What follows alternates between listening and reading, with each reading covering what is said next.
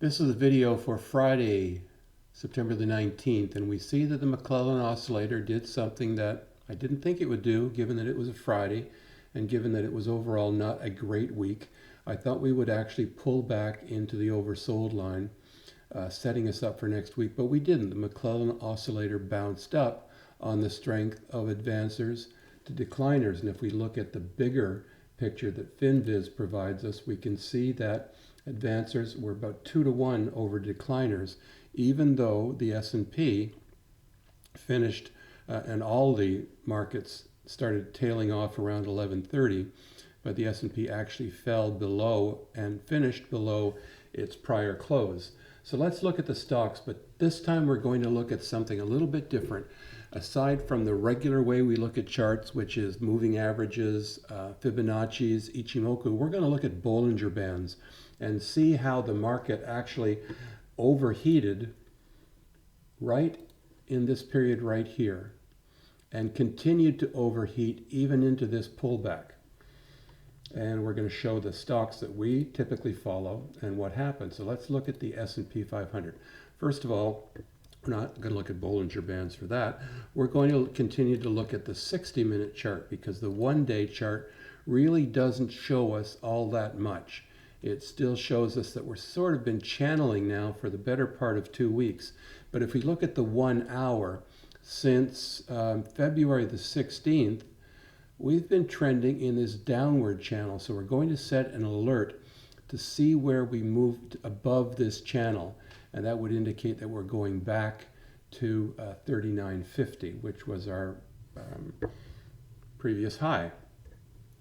And there are really no gaps in here that we need to worry about all the way back down to the bottom of this wave. No gaps. Now, Apple is an interesting story. Apple's suffering a little bit because Bill Gates and Warren Buffett both sold Apple. But remember, Warren Buffett bought Apple before the 7-to-1 split when it was down in the low 100s, and now it's in the mid 100s, but it's split 7 times. So just on the dividends alone, he's probably just selling the number of stocks that he was able to buy when he dripped, when he did a dividend reinvestment, if that's what he did. He's still holding a substantial portion, billions of dollars of Apple stock. So I wouldn't be thinking too much about that. But Apple, this is your daily chart. And we're going to show the Bollinger Bands. Whenever the Bollinger Bands move out of their 95% significant range, where 95% of the trade should happen, it always, always, always pulls back. You can see it here, you can see it here, and here, and here. And that's what happened here. Now, these weren't green bar days where Apple was trading with relative strength higher than the market, but it pulled out. And now it's pulled back below. Yesterday, Thursday, it pulled back below the Bollinger Band, so it had to bounce back in. The chances were 95 out of 100 that it would. We didn't look at the volatility index, but it's dropped, and it's right now down where complacency is. Let's look at NEO is one of the ones that we follow. NEO fell out of this bullish pennant, so we can take that off now. But what we did find was beautiful support on the 50s. Both of them are there, and yesterday we touched the 50 and we pulled above the cloud. So that's strength. The candles, however, are providing resistance for the Chiku span as it comes back up.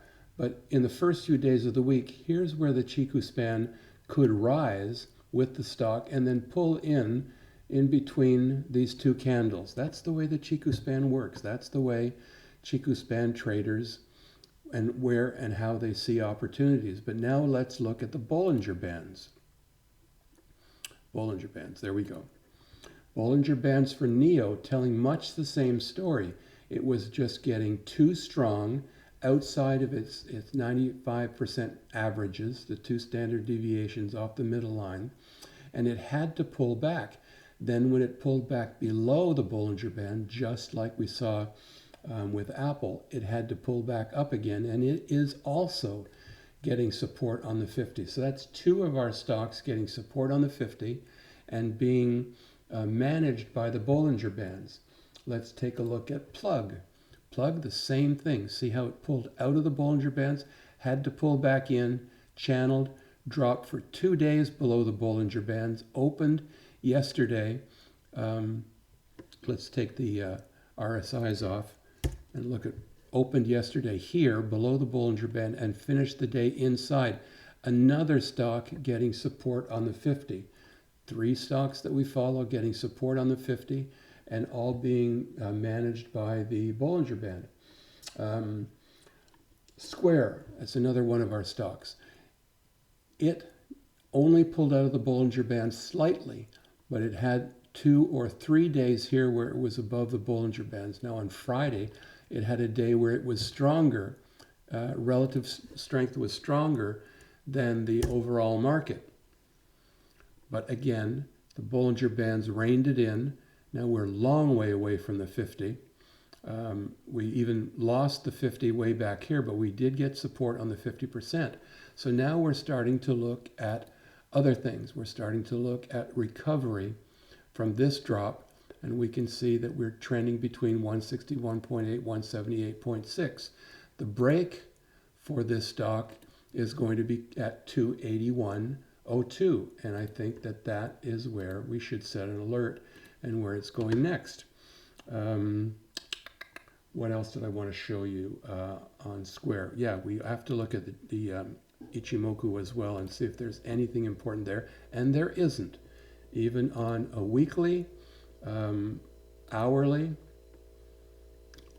if anything, we should be seeing support on the hourly. We've seen the Ichimoku drop below the candle, so the Chikou span drop below the candle, so we've got to keep an eye on that. The other one we want to talk about, which we talked about, QuantumScape, in that special video on Thursday. The couple of things to look at. One, let's start with the Ichimoku. Thursday, we had this dead stop at the bottom of the cloud. Now the cloud has inversed out here, which would be right around February the 28th. And we said that we're going to look for this to just keep getting resistance from the cloud. But as the cloud gets thinner, we could see QuantumScape pull up. This is one of Goldman Sachs's 2 recent recommendations in the EV space. I tweeted out that link, so take a look at it. I think it came from the Wall Street Journal, so you may not be able to read the article, but I did in my tweet cut out the relevant comment that the Wall Street Journal made. We've still got this gap that's got to be filled, but at least it's trying to break into the gap. But it's the Bollinger Bands here that tell an equally interesting story. Now, if QuantumScape was being recommended by Goldman Sachs on Friday morning, why didn't the stock move up? I think the Bollinger Bands tell us that, because it just got a bit too hot and it had to pull back, and it pulled back within the Bollinger Bands. But now the Bollinger Bands are opening up. This was the squeeze. They're opening up, and we would tend to see, we really can't see it very well in this stock because it hasn't been around that long, but it just got overheated, way too overheated, with the relative strength bars and the beating of the Bollinger Bands. Now, not a lot of data to integrate here. It only goes back to August of 2020. Not a lot of data to integrate, but nonetheless, the Bollinger Bands did squeeze here. We saw the pop, and we should see the continuing run of the pop. Where do you want to buy? I think if it goes above this green line, let's set an alert there, and you want the stock, you could start dipping your toe into this, either by buying the stock or by buying maybe March or April vertical spreads. You could buy at 70 and sell at 80. You could buy at, it's going to be over 67, so you could buy at 65 and 75, but that's sort of a more conservative trade. You could buy at 70, sell at 80. And once you've made 50% of your profit, cash it in, create another vertical, and keep laddering your verticals. But by laddering, you can also ladder while you're holding. So let's say you bought 5 verticals and you've made 50, 60% profit. Sell 3 of them and buy 5 more at the next $5 or $10 spread. And then when the other 2 continue to get you to 60, 70, 75%, sell those. And then do the same. Keep laddering, either by selling and moving up, or partially selling, partially moving up, partially selling, moving up to a full position. So just create a ladder for yourself. That, I think, is all we're going to talk about, because we've hit 10.5 minutes. People lose focus after 5 minutes. I'm looking forward to a good week next week. The naysayers, of course, are still saying that the bond market may put some, and inflation and higher interest rates may put some pressure on the stocks. I don't think that that's going to come anytime soon, because the Fed is determined to keep interest rates low.